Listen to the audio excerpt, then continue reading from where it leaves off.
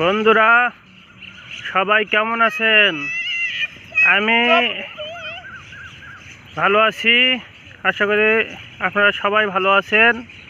আজকে আমি একটা বিষয় নিয়ে আলোচনা করতে চাই, সেটা হলো আমরা ক্ষুধা লাগলে খাবার খাই ক্ষুধা নিবারণের জন্য, কিন্তু আমাদের আরেকটা জিনিস আছে, সেইটা হলো কি আমাদের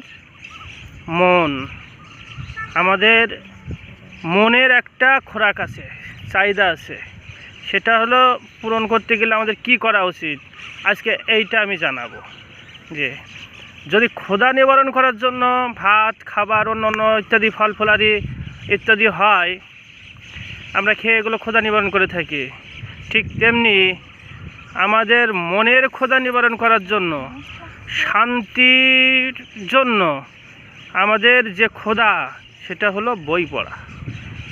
আপনি বই পড়বেন, বেশি বেশি জানবেন, আর সেখান থেকে আপনার মনের খোরাক, মনের যে ক্ষুধা, সেটার মেটবে এবং আপনি তৃপ্তি পাবেন।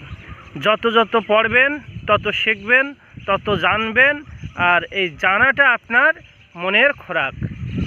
যদি পড়ার ভিতরে থাকেন, জানার ভিতরে থাকেন, তাহলে দেখবেন কত আনন্দ পাবেন। তো আপনারা জানার আগ্রহ নিয়ে মনের ক্ষুধা নিবারণের জন্য আপনারা বেশি বেশি বই পড়বেন।